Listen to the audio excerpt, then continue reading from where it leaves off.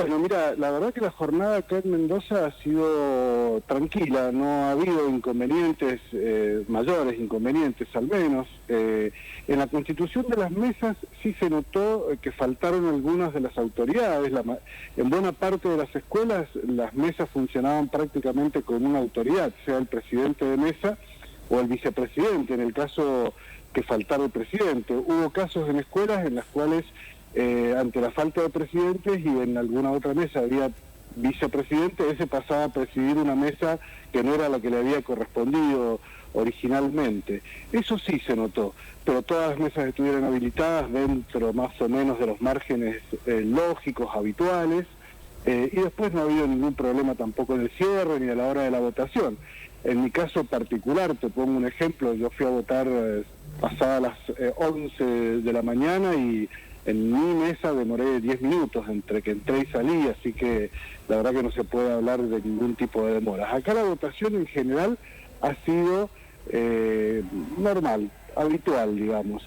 Y en cuanto al otro dato que se seguía muy de cerca, que tenía que ver con el ausentismo de la gente, que este año se ha notado en la mayoría de las provincias, incluida Mendoza, nosotros tuvimos una PASO para elegir autoridades provinciales que se realizó el 11 de junio.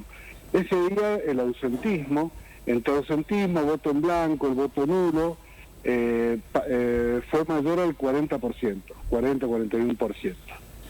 Según la autoridad electoral, en este momento la Junta Electoral acá en Mendoza, la Justicia Electoral en realidad acá en Mendoza, se está diciendo que concurrió a votar el 73% del padrón.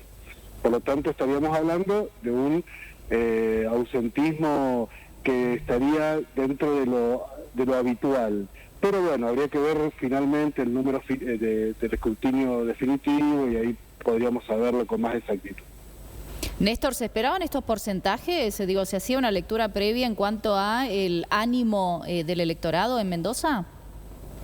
La preocupación aquí era la misma que en todos lados, me parece, ¿no? Acá había mucha esa sensación, las encuestas previas, ¿no? Te daban la sensación esa de frustración, de incertidumbre, de mucha gente indecisa hasta último momento, era lo que te decían los encuestadores con los cuales se hablaba en la previa de las semanas previas a la votación.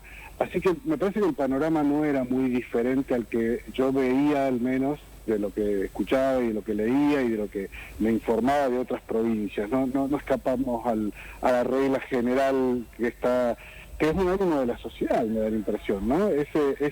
Así que, bueno, en realidad ha sido...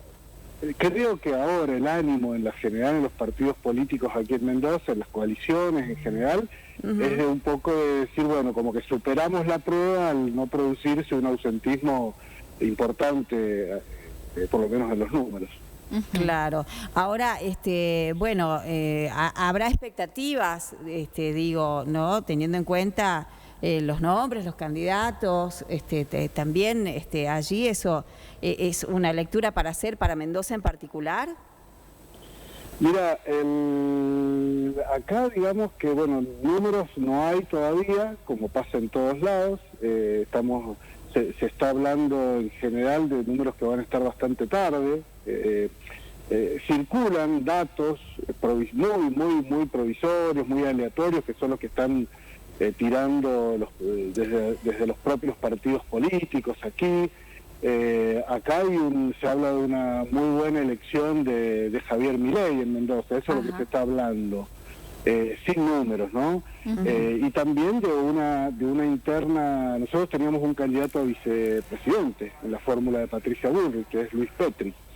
Así que se hablaba también de una buena elección dentro de la interna de Juntos por el Cambio, de la fórmula esta, ¿no?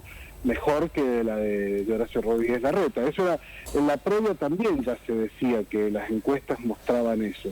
Así que, digamos, no hay... Esos serían los dos datos de la elección que andan dando vueltas, ya te digo, muy provisoriamente, sin ningún número real, sin ningún número donde agarrarse.